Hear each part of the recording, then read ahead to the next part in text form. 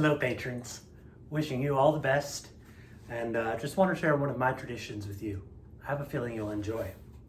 This here is a children's Christmas book written by none other than Kurt Vonnegut, with illustrations by Ivan Chernev. It is called Sun, Moon, Star.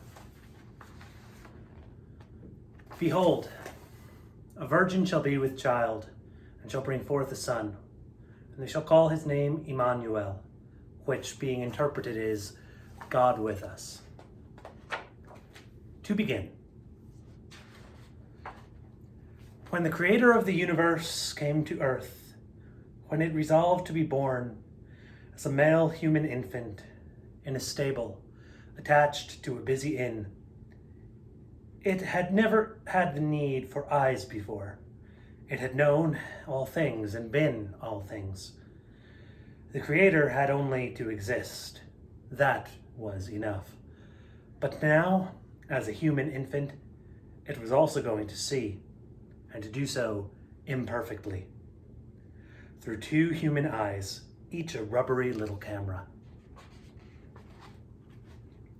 It was night when the Creator was born. It cried like anyone else. When it opened its eyes wide for the first time, they were filled with tears and bleary. It could not see anything in detail. It could not tell what was near and what was far. Thus did it confuse the flame of a lamp held near it, a burning rag in a cup of oil, with a supernova, with the exploding Christmas star. A crescent moon arose. The points of the Christmas star dropped off. There were cries of dismay. There were thumps. Only 1 minute old and cradled in the hands of a midwife, the Creator had witnessed its first human accident. The moon was the forehead of Joseph, who would pretend to be the Creator's father with all his heart. Joseph held the lamp. Joseph so adored the infant that he had allowed the lamp to tilt. The falling points of the star were beads of burning oil. The thumps were made by Joseph's feet as he stamped out the little fires on the stable floor. Joseph begged for forgiveness of God.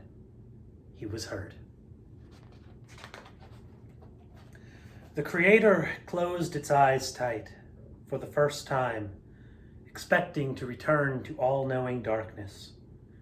It learned that perfect darkness would not be its again for so long as it chose to live. Human eyes, it learned, imagined that they saw things, even when they were closed. They showed the Creator all these imaginary suns.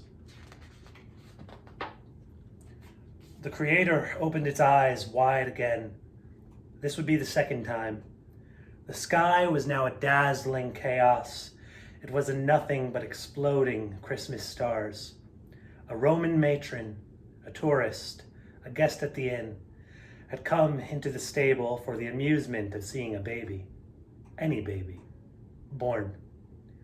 She wished to show the baby something wonderful at once, and so had removed a crystal necklace from her throat, and now dangled those prismatic chips of quartz, backlit, before the Creator's eyes.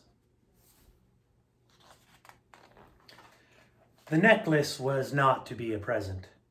Only the memory of its glitter was the Creator's to keep.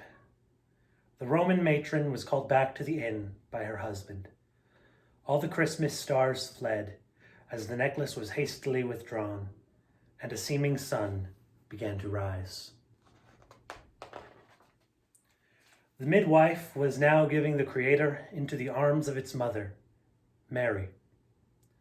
Mary, in her radiance, after all the pain was gone, was the seeming rising sun. Mary was little more than a child herself. But the Creator of the universe, unbelievingly and rapturously, felt all creation easily engulfed and lovingly by a single rising sun. The Creator closed its eyes tight for the second time, and it sucked warm milk from its mother. The Creator slept. It dreamed its first dream.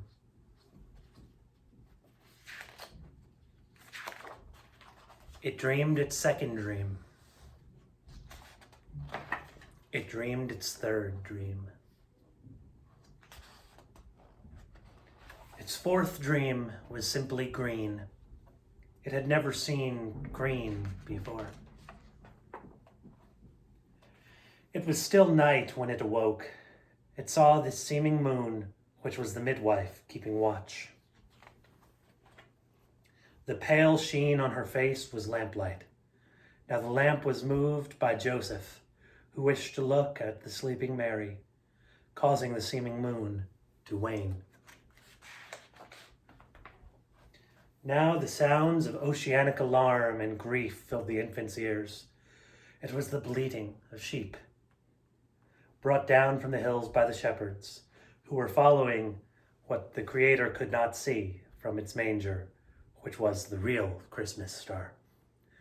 Mary was awakened. She came now and looked down on the Creator with the midwife, a seeming sun in partial eclipse, to the Creator, who could not move a hand or foot, bound as it was in a tiny package of swaddling clothes. Yes, and Mary picked up her baby. It might be necessary to flee, as weak as she was. The king had declared that all newborn male babies were to be executed. She held the tiny package, which was the Creator of the universe, to her breast and shoulder, so that its eyes looked toward the door. It saw a sun, which was its mother's shoulder, and then the moon of the midwife, and then a star, which was Joseph at the doorway with the lamp. A shepherd told Joseph that they had come to adore the baby, who was the Creator of the universe. The shepherds did not wish to crowd into the stable. They meant to kneel in the courtyard. If only the child could be brought for a moment to the door. The child was brought to the door by Joseph. The real Christmas star had then set. The real moon had set. It was near dawn. The Creator's eyes could not focus on the myriad pinpricks, which were all the other heavenly bodies, nor the sheep. The Creator could only see the torches out there. But then, when Joseph carried the swaddled baby back to the manger, one torchbearer came after him, followed by 2 other men.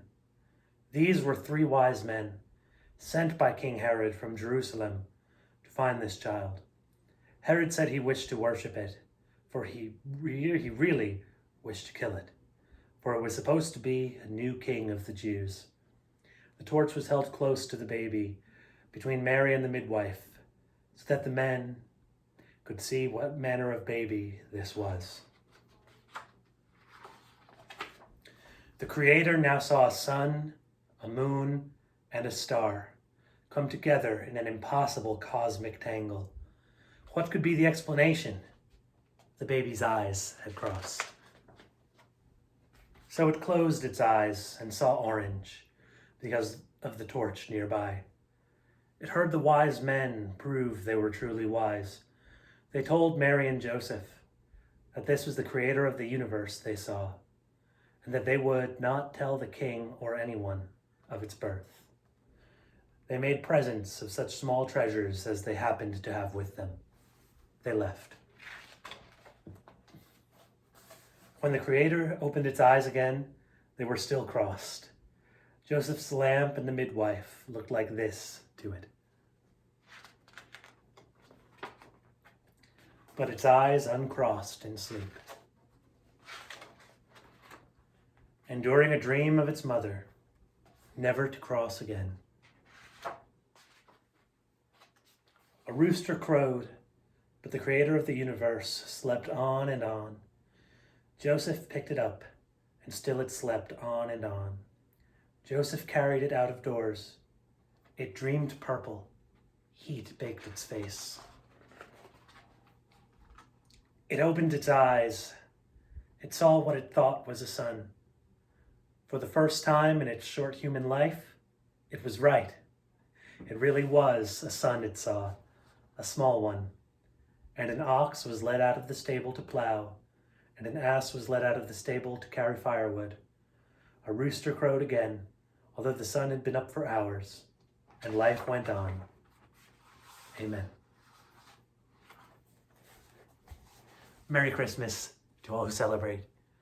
Anyone who doesn't, I wish you the best of days. May all be well. Thanks for joining.